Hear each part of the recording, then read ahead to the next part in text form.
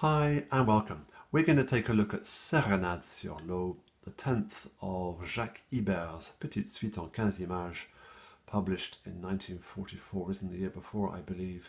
Difficult time for Ibert. He went to live in Switzerland for a while to escape what was going on. Let's tuck into the music. The left hand has that same lilting rhythm all the way through.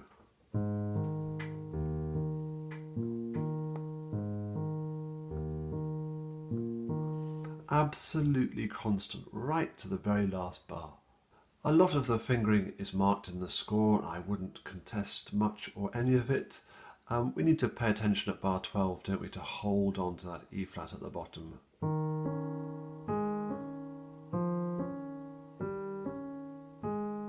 All the way through this passage. So that's good exercise in holding on to one thing while other things are happening. Great little exercise that might help. Let's look at the C major hand position. Can I hold the fifth finger while I play the other notes? Can I hold the D? Can I hold the E? Hold the F. Hold the thumb.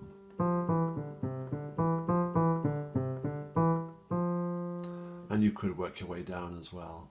Notice I was playing it sort of semi-staccato. It's more tricky if it's legato.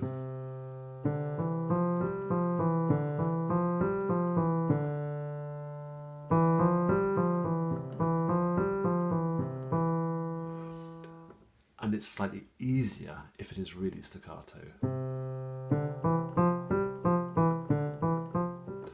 That's a great one for getting used to holding one thing while doing other things at the same time. Now then, let's tuck into the right hand where there's far more going on.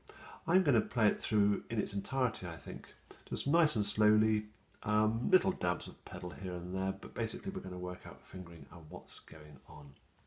So, nice steady lilt, slowly for now.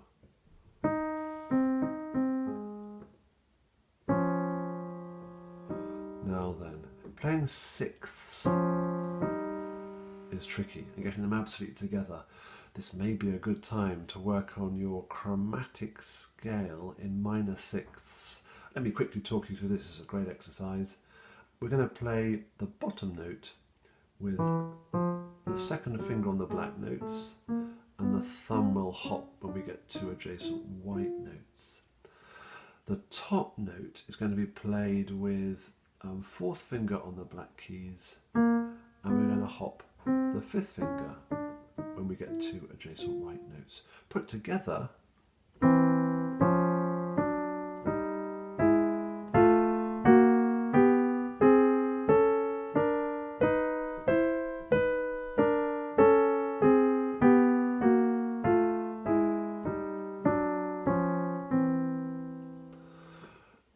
why not do the left hand as well? We want both hands ultimately to be the same as each other. And the fingering logic is the same. Hop the thumb, hop the fifth. So we might have, and I'm tempted to put it down an octave, we want to avoid our wrist getting to those sort of contortions. Let's keep our hand as relaxed as possible. And with that in mind, I'm going to jump down an octave.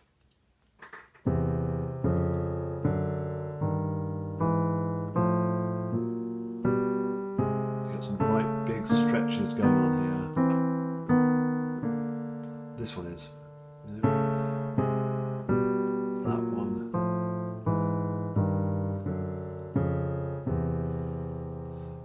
Get not so comfortable, and we get a good workout for that. Let's move on. Second bar, same as the first. It's an introduction, this first line, isn't it? Let me put the left hand in.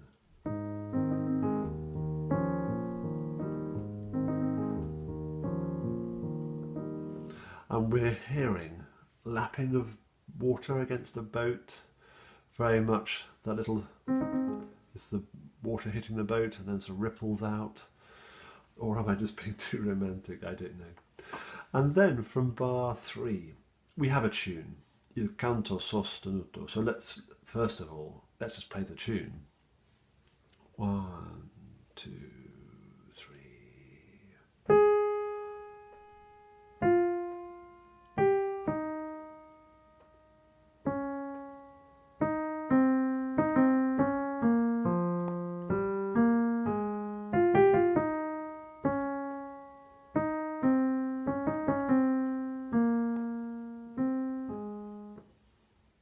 definitely worth just doing that and thinking through some fingering. Now, we have to put some accompaniment in as well, or some lower notes on chords. Let's think it through. That more prominent than that. And tenuto sign, I'm especially leaning on the F there, especially the G there. Now here, we need to hold on to that E flat. It comes in two parts. It's the melody, but it's also in that accompaniment figure. So we have to let it go in order to play it again. I'm going to do that for now. But then we need to get our fifth finger to it in order to get smoothly to that chord. Why don't we simply play it with a fifth straight away when it comes round that time? Far easier than swapping. So from the beginning of the line,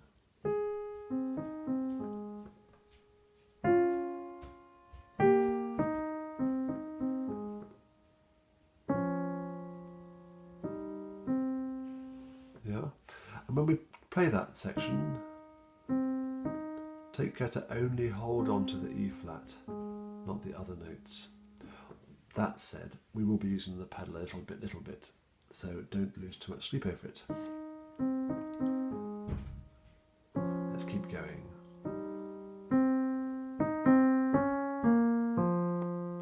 And I would jump straight to the thumb on that A flat, why not? To let us get up. There we do need to swap to the fifth.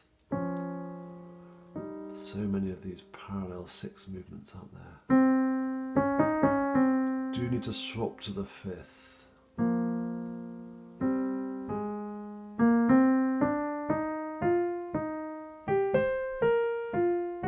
Hold on to the G.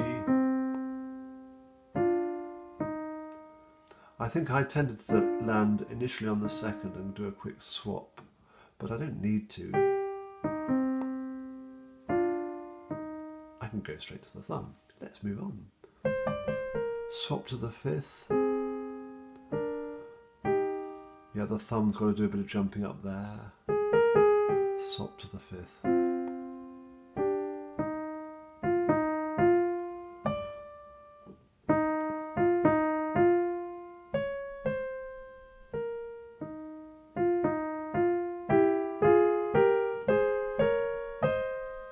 So again, movement in thirds. We could do a little exercise for double stop thirds as well. You probably guessed this was coming. Let's take the chord of C major. C minor. Lower the pinky to make a diminished scale thing. Lower the second finger, which takes us up to D flat major, D flat minor,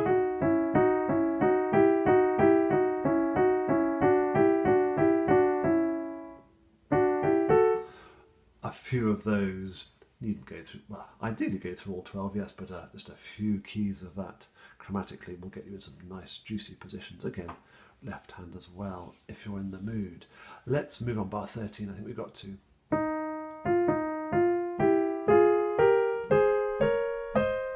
Fingering there makes sense. Why not go straight to the fourth on the E flat there? And then swap, why bother? Yeah, the fingering in the edition, the ABRSM edition is good there.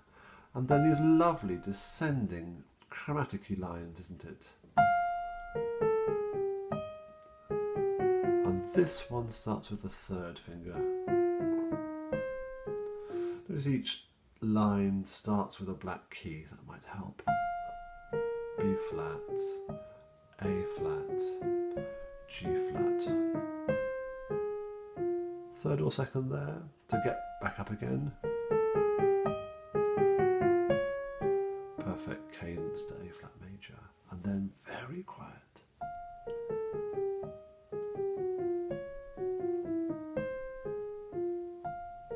Using the soft pedal,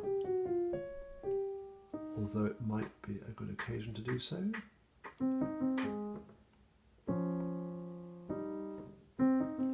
Yeah, I did that fingering, doesn't matter. And then here, you're going to have to move and hop up to some different fingering for the last chord. Again, the pedal will help there. Let me now go through it slowly and steadily with hands together, and let's see what we encounter.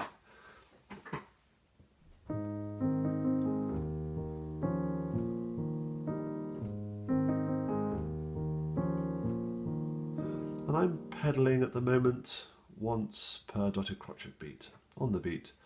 But we'll need to keep careful, especially where in bar 6, 7 and on, where we have those little figures. I might want to lose those notes to avoid too much blurring. Introduction.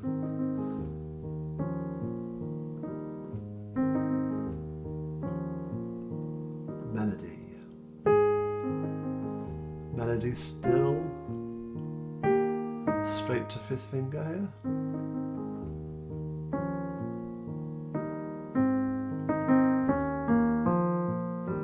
Straight to thumb there.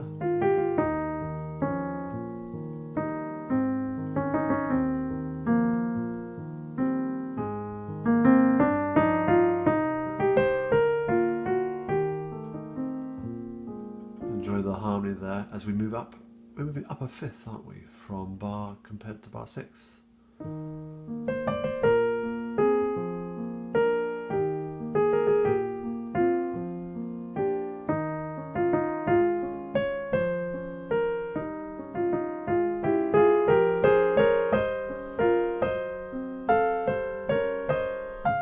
Chromatic lines.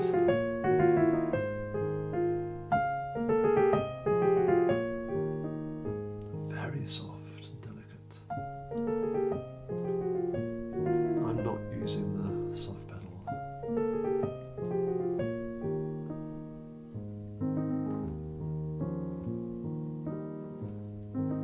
And yes, of course, we're going to slow up a bit at the end. Doesn't make much sense when I'm playing that slowly anyway. So let me finish off now by playing it through. It's one of these, like all music, absolutely everything. It can go at different tempos. Listen to some recordings, see what you like, but above all, see what your own, how you feel it and how your fingers want to play it. And hopefully your fingers will catch up with the way you're hearing it in your own head.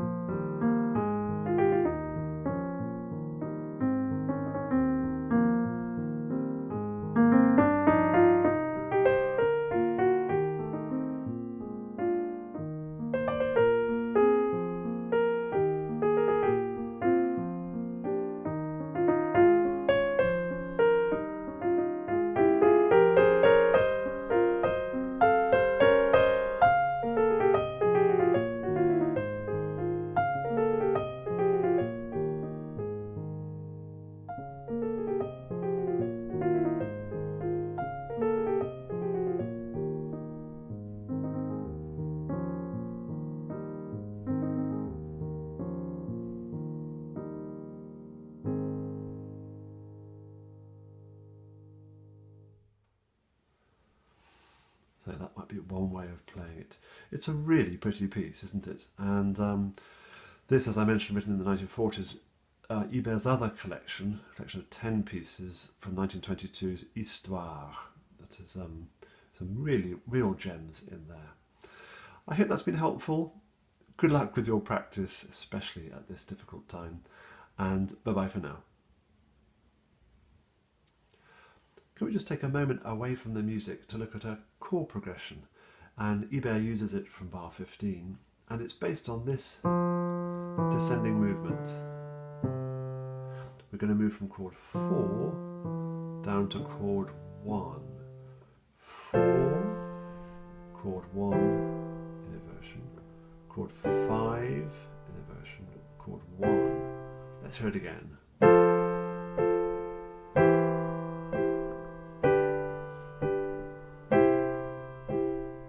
I started with my F chord there, let's try it in a different position.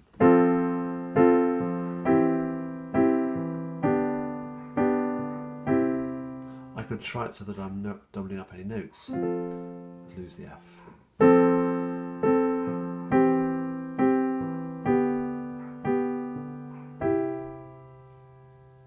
What I might even do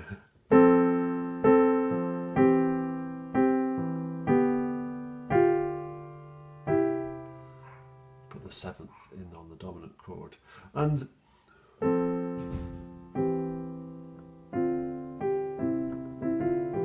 slow down, you move too fast. You need to make the morning last. Just kicking down the cobblestones and looking for fun and feeling groovy. You can see other people have used it too. Really good chord progression. Can you do that in different keys?